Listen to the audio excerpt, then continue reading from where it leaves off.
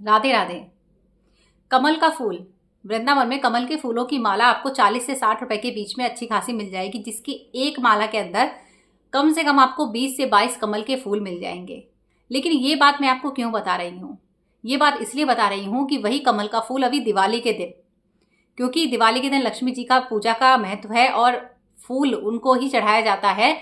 कमल का फूल 100 से 500 रुपए के बीच में बिकेगा, जिसकी पूरी की पूरी माला हमारे यहाँ तो इतने की मिल जाती है। या आप अपने यहाँ पे आज प्राइस देखें तो आज आपको कमल का फूल 20 रुपए या 10 रुपए में आराम से मिल जाएगा, चाहे आप किसी भी शहर में रहते हो। यही बात आती है चांदी के ऊपर। चांदी के बारे में बहुत सारे लोग ये बात सोच रहे हैं कि काश हम चांदी खरीद लेते, काश हमने भी इन्वेस्टमेंट कर दिया होता। अगर 2024 यानी पिछले अक्टूबर में अगर जाया जाए तो तब से लेकर अब तक जो चांदी का भाव है वो बिल्कुल डबल हो चुका है। बहुत सारे लोगों ने चांदी में इन्वेस्ट करके अपनी चांदी ही चांदी की है और बहुत सारों ने पैसा बिल्कुल डबल किया है। लाखों ने करोड़ों में बदला है, करोड़ों ने अरबों में बदला है, ये बात छुपी हुई नहीं है। लेकिन बहुत से लोग हैं जो अभी भी इंतजार कर रहे हैं कि हो सकता है दाम नीचे आए। जितना मैं मार्केट एनालिसिस करती हूँ उसके बेस पे आपको ये बात तो क्लियर कर देती हूँ कि दाम फिलहाल 3-4 महीने में नीचे नहीं आने वाला है, उल्टा ये दाम बढ़ने वाला है। अगर आप चांदी में इन्वेस्टमेंट करने का सोच रहे हैं तो बिल्कुल सही सोच रहे हैं और डिले बिल्कुल भी ना करें। आज 15 अक्टूबर है 2025। आप मेरी डेट ये नोट कर लीजिए जो मैं बता रही हूँ, और धनतेरस तक ही आप देख लीजिए, आप चांदी में और भी ज़्यादा इजाफा पाएंगे, यानी रेट और भी ज़्यादा बढ़ेंगे।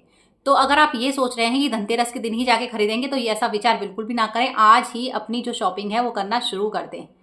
महिलाएं हो, जो मेरे भाई बंधु जो मुझे देख रहे हैं, जो इन्वेस्ट करना चाहते हैं, जिनके घरों में आने वाले 4-5 महीनों में शादियां हैं, जिनको चांदी के जेवर चाहिए, या कोई ऐसी महिलाएं हैं जिनके पास खुद का थोड़ा पैसा है और वो इन्वेस्ट करना चाहती है, तो इन्वेस्टमेंट के तौर पे आप कोई जेवर ना लेके सिक्का, या फिर सिक्कों से भी बढ़ के सबसे बेस्ट तो होता है जो आप बार कहते हैं, जिसको देसी भाषा में ईंट कहते हैं।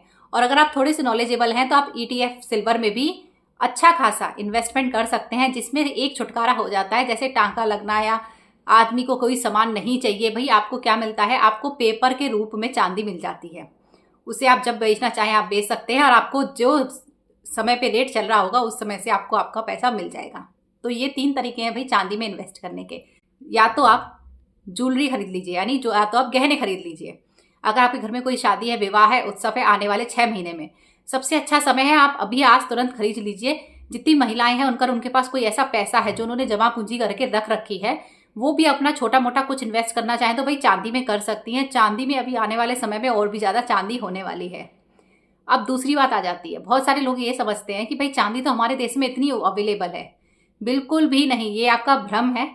बिल्कुल आसान और सरल शब्दों में मैं पूरा यहाँ पे आपको समीकरण समझा दूंगी कि चांदी हमारे देश में इतनी ही उपलब्ध है, ठीक वैसे ही जैसे अगर किसी को 100 किलो आलू रोज लगते हैं लेकिन उसको मिले कितने, 18 से 20 किलो। तो समझ लीजिए 100 में से सिर्फ 18 से 20% चांदी ही हमारे देश में होती है, बाकी सारी हम बाहर दूसरे देशों से लेकर आते हैं। तो हमारे सरकारों की जो नीतियां जो चल रही हैं, जिनके बलबूते पे सोने चांदी आज इतने ज़्यादा महंगे, सिर्फ भारत में ही, और देशों में महंगाई बढ़ी है लेकिन उस कदर सोने चांदी में नहीं बढ़ी है जैसी भारत में बढ़ी है।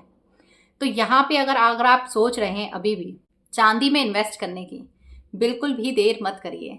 चांदी में आप इन्वेस्ट कर सकते हैं, बहुत ही अच्छा मौका है। देखिए, मैं किसी तरह की एक्सपर्ट नहीं हूँ, ना ही मैं आपको कोई एडवाइस दूंगी, ना ही मैं कोई एडवाइसर हूँ।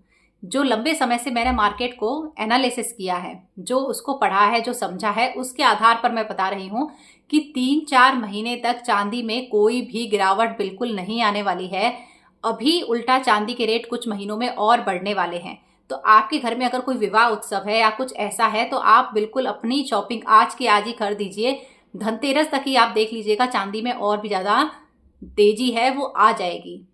दूसरी बात आपको बताती हूँ कि चांदी ऐसी नहीं निकलती है जैसे लोहा निकलता है या जैसे और धातु निकलती हैं, यानी जैसे सोना भी निकलता है। चांदी दूसरे जो धातु होती हैं उनके साथ निकलती है। उनकी डिमांड मार्केट में इतनी नहीं है जितनी चांदी की है। जब उन चीज़ों के साथ निकलती है तो अलग अलग फॉर्म में चांदी सब मटेरियल के साथ, यानी जो भी धातु होती हैं अलग अलग, उनके साथ साथ थोड़ी थोड़ी निकलती है। बाद में वो जमा करके इस तरह से वो लाई जाती है रूप में। कोई एक खदानें नहीं होती हैं चांदी की, अलग अलग धातुओं में मिश्र होकर वो बाहर निकाली जाती है।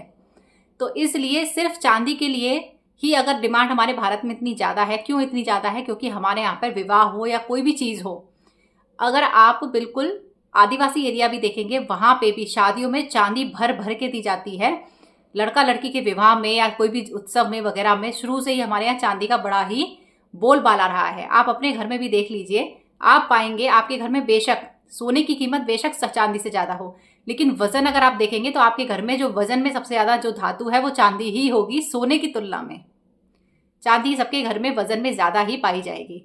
तो इसका महत्व आप इसी चीज़ से समझ लीजिए। दूसरा, जो आदिवासी या दूसरे जो भी अदर लोग जो होते हैं वो चांदी भर भर के शादियों में लड़कियों को देते हैं। ये सबसे अच्छा मौका है कि आप चांदी अपने हिसाब से अभी की अभी खरीद लें। अभी ऐसा बिल्कुल भी मार्केट में देखा नहीं जा रहा है कि चांदी के रेट नीचे आने वाले हैं, उल्टा रेट बढ़ने वाले हैं। इन्वेस्टमेंट करने की सोच रहे हैं तो ये सबसे अच्छा मौका है। जो समय गुजर गया है, बीत गई सो बात गई।